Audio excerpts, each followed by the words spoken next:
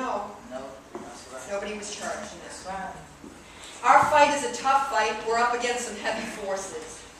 We know that in the comments of Jack Bryson last night. This fight is a hard fight. And we don't always win all that we want to win. And we still struggle on. We still struggle on. It's easy to feel discouraged, and it's okay to have some bad days. But we have to dust ourselves off and get back up, because no one else is going to do this for us. We have to do it. A prisoner said to me, what we do is we fall down a lot, but the important thing is that we keep getting up. Our society is made to us little people, or us ordinary people. It's designed to make us feel small. The very structures in Washington, D.C., right, if you go to Washington, D.C., the big pillars, the tall structures, it's made to make you feel intimidated. What do I know? What can I say? Like when Lawrence was talking about some of the legalese, when you read these briefs, what do I know? I'm not the expert. You know, you read all this. It just seems sometimes like gobbledygook. Some of these machinations that they go through in Mumia's case in Troy to try to bury themselves in what obviously is a major injustice. But it's an illusion, you know, that there's strength in those pillars. Strength is not in those pillars. The strength is in the people who built those pillars, and we have to remember that. And unlike Barack Obama, they claim Barack Obama is a socialist. Well, I am a socialist, full disclosure, and I'll tell you he's not one. Not by a long shot. But for those who had hoped, though, that Obama would bring us the change that he promised, what has it really meant for our movement?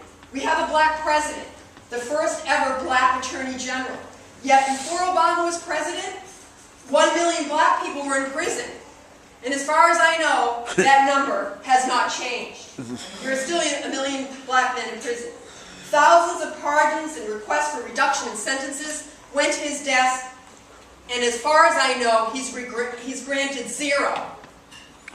By the way, the million mark about blacks in prison is an 8-fold increase from 3 decades ago, when 103,000 blacks were in prison. And of course, as I said before, we see race affecting every aspect of our criminal justice system. From what communities are policed, from who mostly white prosecutors decide to press charges, because the prosecutors decide who it is that they want to press charges to and who they think it's just a prank and we won't pursue it.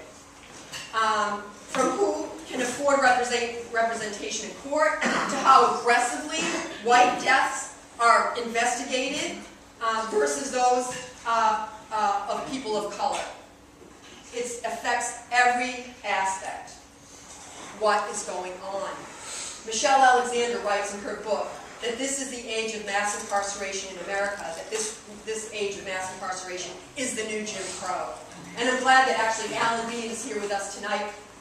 He's going to be talking about more of this challenging Jim Crow. And he himself is an author of a book, Taking Out the Trash in Toledo, Texas. What a great name for a book. And he's going to be having some of those books available. And please say one for me, because I definitely want to buy them.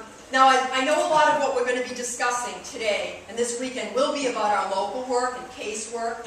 And it's exciting that like a repeal bill is going forward in Illinois, and Illinois is on the brink of possibly being a death penalty-free zone. That would be amazing.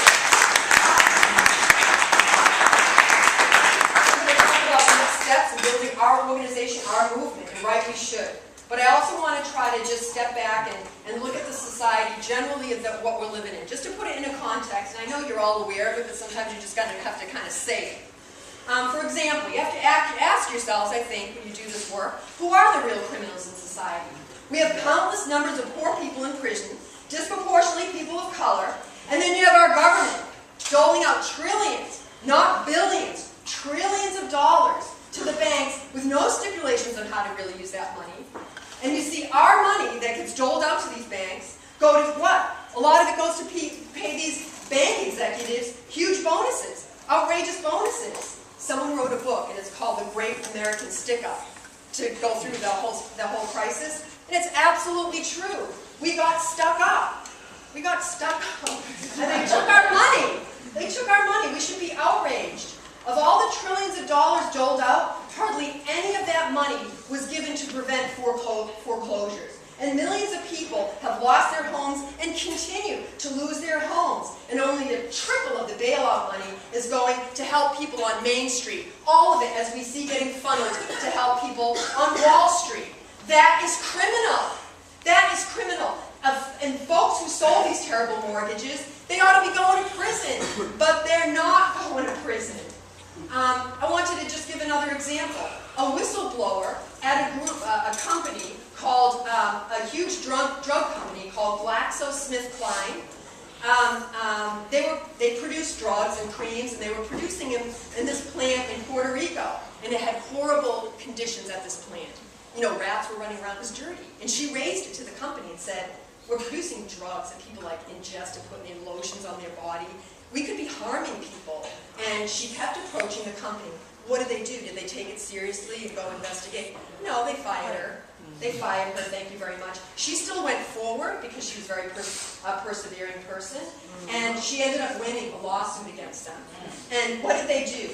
Well, the profits, what happened was they were, in a rare move, they were fined. And they were fined $750 million for what they did. And you go, wow, that's really good. Now, on the one hand, it's really good. $750 million. That's an enormous amount of money. They're going to learn their lesson. Are they? Are they going to learn their lesson? No. They're not. You know why? Because look at what GlaxoSmithKline makes every single year. $5.5 billion.